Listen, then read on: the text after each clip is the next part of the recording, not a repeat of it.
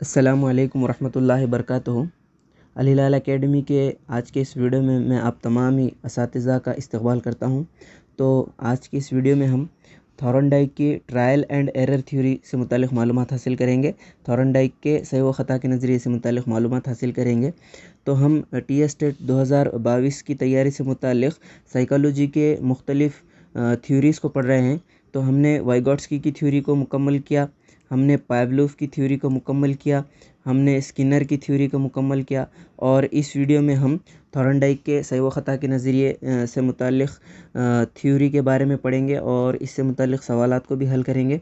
तो आपसे अदबन गुजारिश है कि वीडियो को आखिर तक देखिए और वीडियो के आखिर में मैंने चंद सवालात आप लोगों के लिए इकट्ठे किए हैं जो प्रीवियस स्टेट में पूछे गए हैं। तो वीडियो को देखिए और उन सवालात को हल करने की कोशिश कीजिए। तो चलिए हमारा वीडियो शुरू करते हैं। ईएल थॉर्नडाइक जेबी वाटसन का शागिर्द था। तो जेबी वाटसन मशहूर बिहेवियरिस्ट है जिसने अपने तजुर्बात को बिहेवियरिज्म पर किया। अब तक हमने जो दो थ्योरीज पढ़ी है, एक पावलोव की और एक स्किनर की, ये दो भी बिहेवियरिज्म से मुताल्लिक़ ही थे और ईएल थॉर्नडाइक की थ्योरी भी बिहेवियरिज्म से मुताल्लिक़ ही है। ये तमाम बिहेवियरिस्ट है, मशहूर बिहेवियरिस्ट है। ईएल थॉर्नडाइक ने बिहेवियरिज्म में जेबी वाटसन के काम को मज़ीद आगे बढ़ाया। जेबी वाटसन ने अपने तजुर्बात को खरगोश पर किया था, तो उसी के तजुर्बात को ईएल थॉर्नडाइक ने आगे बढ़ाया।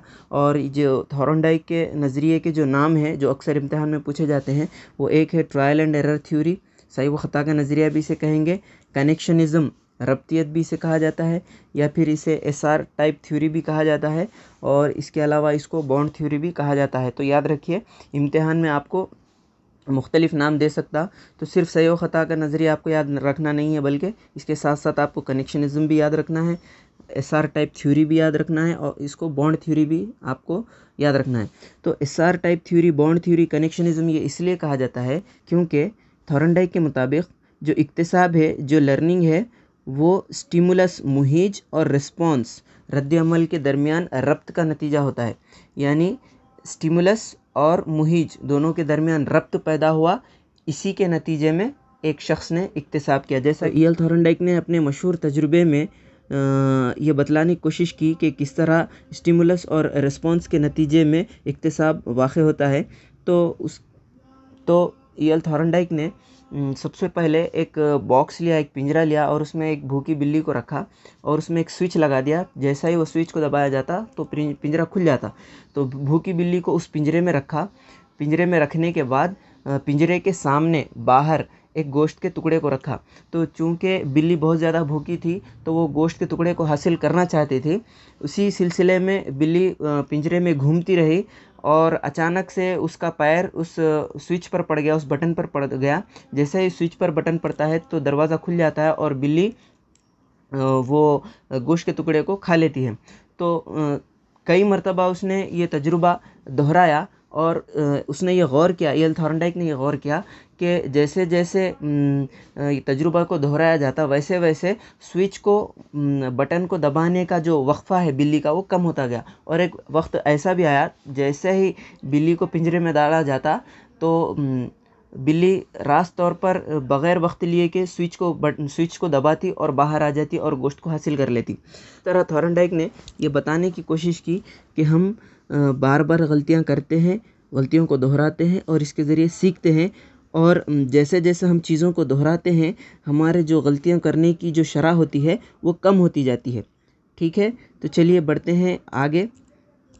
ईएल थॉर्नडाइक का मानना था कि लोग कोशिश करते हैं और कोशिश के दौरान गलतियों के ज़रिए सीखते हैं, और जैसा जैसा हम उस चीज़ को, उस काम को दोहराते हैं, सीखते हैं, हमारे गलतियों की शरह भी कम होती जाती है। थॉर्नडाइक ने अपने इस नज़रिए को साबित करने के लिए बिल्ली पर तजुर्बात किए। तो जैसा मैंने आपको अभी बताया, बिल्ली के ऊपर किस तरह से उसने तजुर्बात किया, इस तजुर्बे के ज़रिए थॉर्नडाइक ने सीखने के, लर्निंग के 3 क़ानून बताए। तो आपको ये क़ानून याद रखना है, इस पर अक्सर सवालात पूछे जाते हैं ख़ास तौर पर। 3 क़ानून जो बिल्ली पर तजुर्बात करने के बाद थॉर्नडाइक ने पेश किए, वो है क़ानून मश्क, क़ानून आमादगी, क़ानून तासुर, law of exercise, law of readiness, और तीसरा है लॉ ऑफ इफ़ेक्ट। तो दरअसल ये लॉ ऑफ रेडीनेस पहला कुलिया है, पहला क़ानून है।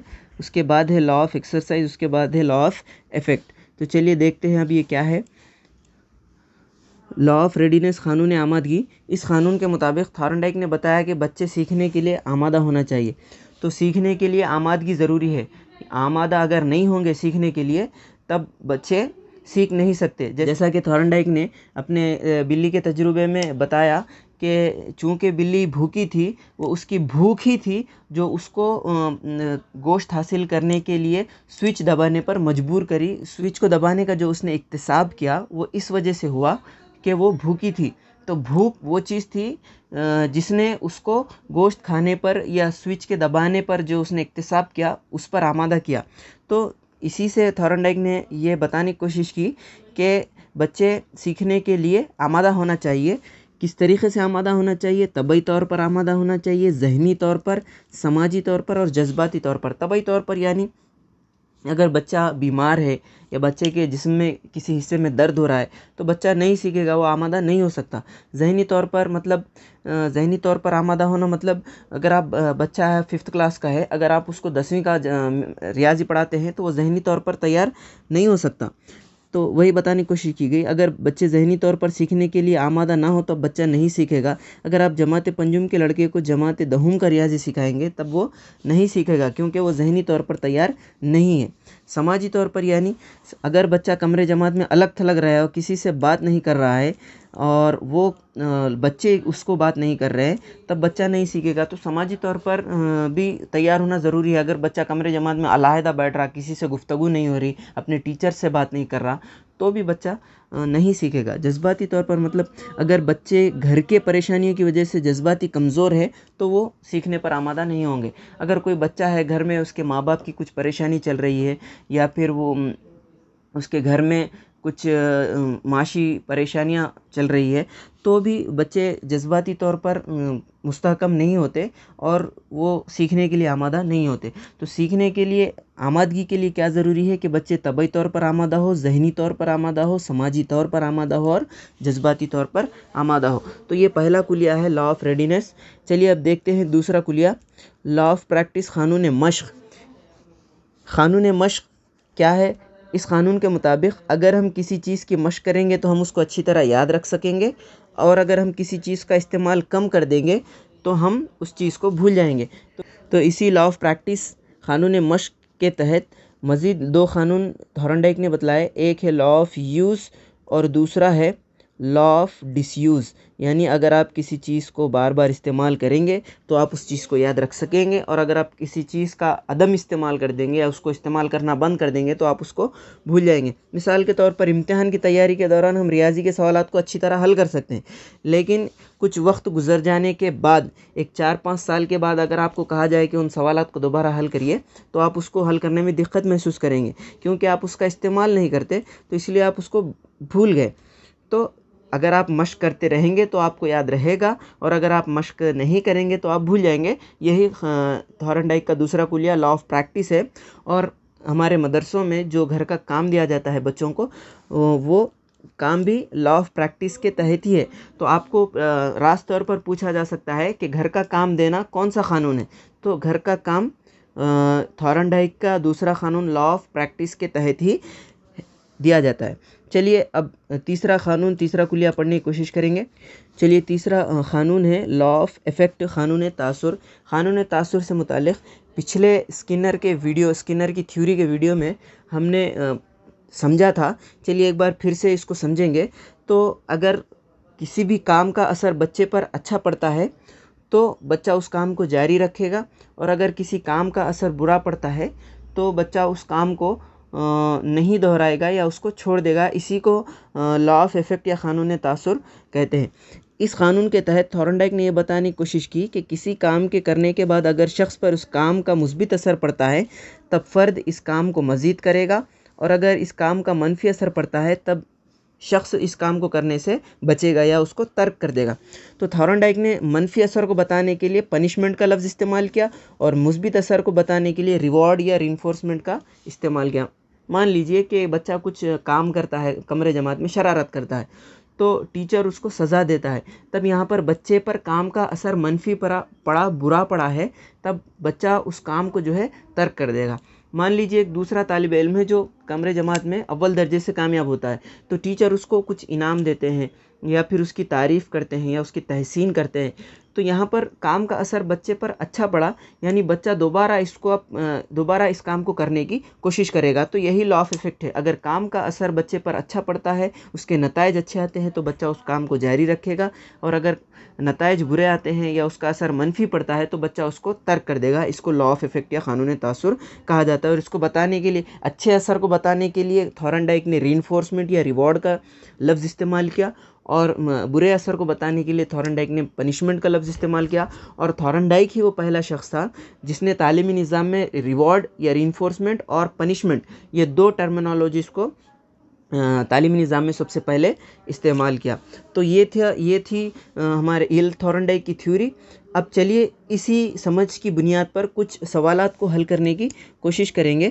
سوال ہے، رامو مدرسے کے ناخوشگوار تجربات کی وجہ سے ترک مدرسہ ہو گیا، یہ حسب ذیل قانون کی مثال ہے، یعنی اس کو اسکول میں کچھ ایسے تجربات ملے جو کہ ناخوشگوار تھے، جو اس کو پسند نہیں تھے، جس کی وجہ سے وہ مدرسے کو ترک کر دیا۔ تو یہ کون سے قانون کی مثال ہے؟ ایک ہے قانون فوری بازیابی، قانون رجت، قانون مزدودی، قانون تاثر۔ تو رامو کو کچھ ایسے تجربات ملے، ہو سکتا ہے اس کو کچھ پنشمنٹ ملی، ہو سکتا ہے یا اس کو کچھ اس کی بے عزتی کی گئی، اس کو ہیومیلیٹ کیا گیا، تو اس پر وہ کام کا اثر منفی پڑا، منفی اثر پڑنے کی وجہ سے وہ کام کو چھوڑ دیا۔ تو ہم یہاں پر دیکھ سکتے چوتھا آپشن ہمارا قانون تاثر یہاں پر صحیح ہے، چونکہ اس کے کام کے اثرات اس پر منفی پڑے، اس کی بے عزتی ہوئی، ہو سکتا اس کو ڈانٹا گیا، ہو سکتا اس کو سزا دی گئی، تو اس کی وجہ سے اس نے مدرسے کو ترک کر دیا۔ تو وہ کون سا قانون ہے؟ قانون تاثر۔ اب چلیے دوسرے سوال کی طرف بڑھیں گے۔ اس ماہر نفسیات کے بموجب اکتساب مہیج اور رد عمل کے درمیان رابطے کا نتیجہ ہوتا ہے۔ اس ماہر نفسیات کے بموجب اکتساب مہیج اور رد عمل کے درمیان رابطے کا کنیکشن کا نتیجہ ہوتا ہے۔ تو جیسا ہم نے ابھی دیکھا کہ جو ای ایل تھورنڈائک کی تھیوری ہے، اس کو ایس آر ٹائپ تھیوری بھی کہا جاتا ہے، اسٹیمولس ریسپانس، کیونکہ اکتساب ان کے مطابق مہیج اور رد عمل کے درمیان رابطے کا نتیجہ ہوتا ہے، دونوں کے درمیان کنیکشن پیدا ہوا جس کی وجہ سے لرننگ ہوئی۔ تو یہ ای ایل تھورنڈائک کا نظریہ ہے۔ تو یہ تھی ای ایل تھورنڈائک کی تھیوری اور اس سے متعلق چند سوالات۔ اگر آپ کو ہمارا یہ ویڈیو پسند آتا ہے اور اگر آپ چاہتے ہیں کہ مزید تھیوریز پر، مختلف سائیکالوجی کے نظریات پر آپ کے لیے ویڈیوز بنایا جائے، تو آپ کامنٹ کر کے ہم کو ضرور بتائیں، تاکہ ہم کو معلوم ہو سکے کہ آپ لوگ ویڈیوز کو کتنا پسند کر رہے ہیں، آپ کو ویڈیوز کتنا پسند آ رہے ہیں۔ تو اس کی بنیاد پر ہم کو بھی محرکہ ملتا ہے ویڈیوز بنانے کا۔ تب تک کے لیے اللہ حافظ۔